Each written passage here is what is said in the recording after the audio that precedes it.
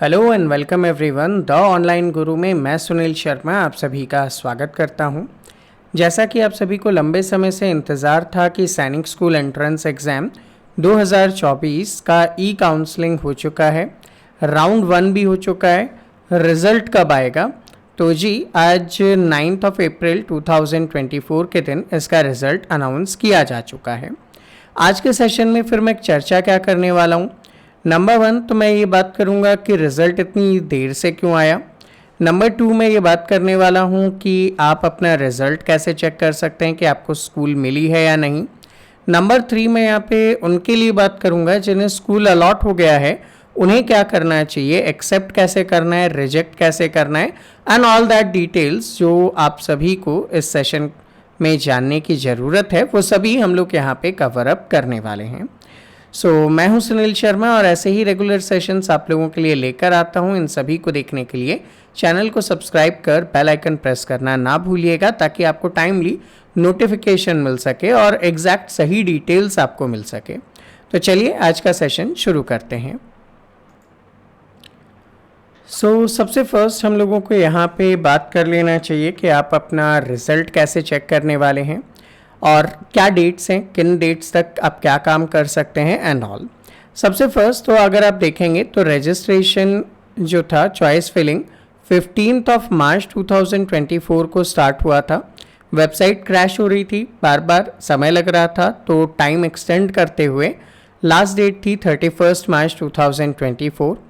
बाद में आपको पता चला कि 6 अप्रैल को रिज़ल्ट आएगा, लेकिन फिर भी कुछ प्रॉब्लम था जिस वजह से उसे हटाया गया और अब 9 अप्रैल 2024 को शाम के 7 बजे रिज़ल्ट आ चुका है। अब आपको क्या करना है, इसे एक्सेप्ट करना है कि आप उन स्कूल में जो आपको अलॉट हुआ है वहाँ जाना चाहते हैं या नहीं जाना चाहते। उससे रिलेटेड आपको यहाँ पे टाइम फ्रेम दिया गया है कि आप स्टडी कर लीजिए।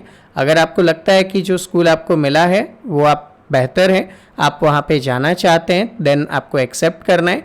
अगर आपको लगता है कि आपने जिस स्कूल के लिए फिल किया था वहाँ और की कट ऑफ और अभी आपके मार्क्स में बहुत माइन्यूट सा ही डिफरेंस है, हो सकता है राउंड सेकंड में आपको वो स्कूल अलॉट हो जाए, तो आप इसे रिजेक्ट कर सकते हैं। हालांकि मैं सजेस्ट करूंगा कि जो भी स्कूल आपको अलॉट हुआ है, आप बहुत खुशकिस्मत हैं कि आपको अलॉट हुआ है।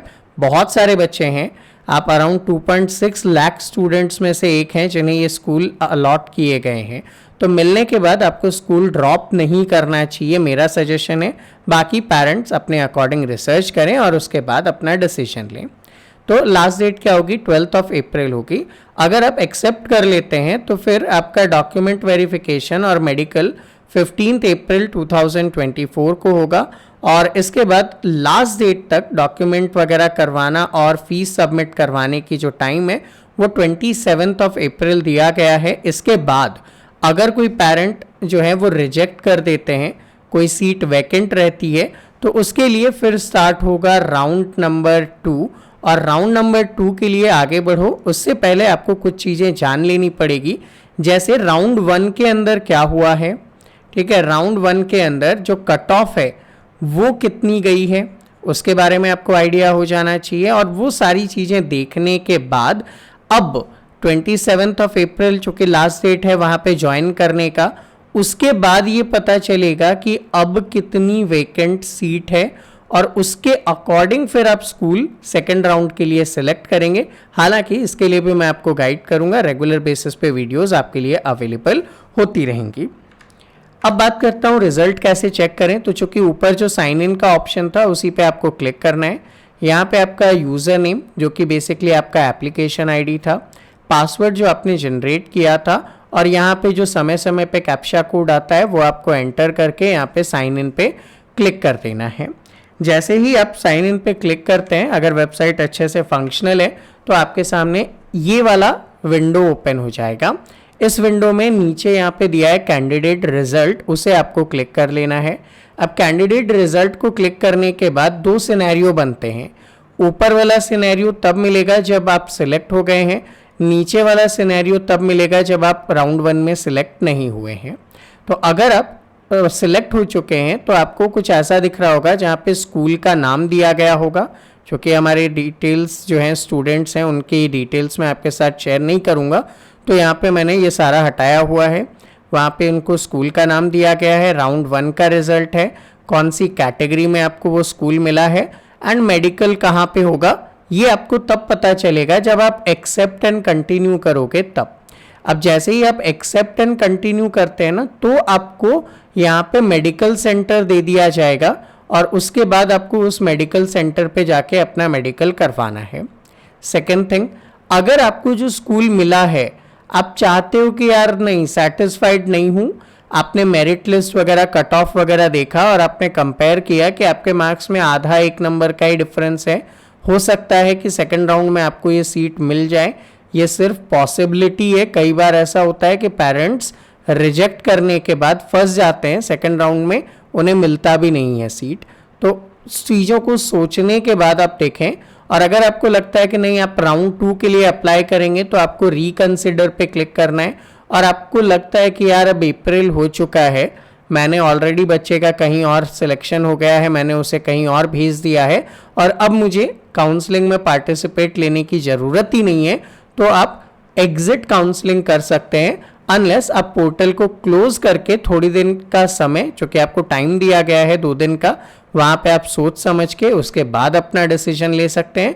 तो ये सारे ऑप्शंस आपके पास अवेलेबल हैं। और अब नीचे वाले की बात करता हूँ, जहाँ पे आपको सीट नहीं मिली है, तो ऐसे में आपके पास कोई ऑप्शन ही नहीं होगा, यहाँ पे आपको वेट करना होगा टिल राउंड 2। ठीक है, तो वेट करें राउंड 2 का। और राउंड 2 में अप्लाई करने के लिए 2-3 चीज़ें, एक तो आप कट ऑफ देख लीजिएगा, दूसरा आप क्या देखने वाले हैं कि जो वैकेंट सीट है वो कहाँ पे कितनी है, उस अकॉर्डिंग आप अप्लाई करेंगे तो आपको डेफिनेटली मदद मिल जाएगी। अब मैं बात कर रहा हूँ कि रिजल्ट आने में देर क्यों हुआ। तो आप सभी जानते हैं कि इलेक्शन टाइम है और मॉडल कोड ऑफ कंडक्ट यानी कि आचार संहिता लागू है। ऐसे में नॉन कॉन्स्टिट्यूशनल बॉडी अपने रिजल्ट वगैरह डिक्लेयर नहीं कर सकते हैं, उन्हें क्या करना पड़ता है, परमिशंस लेनी पड़ती है, एंड कुछ कोर्ट केसेस वगैरह भी हो जाते हैं। उन चीज़ों को ध्यान में रखते हुए यहाँ पे एक डिटेल दिया गया है रिट पिटीशन का, जिसे आप चाहें तो बॉम्बे हाई कोर्ट की वेबसाइट पे जाकर चेक कर सकते हैं। इस वजह से रिजल्ट थोड़ा सा आपको लग सकता है कि देर से पब्लिश किया गया होगा। तो इन चीज़ों को ध्यान में रखना है और ये काम आपको कंप्लीट कर लेना है।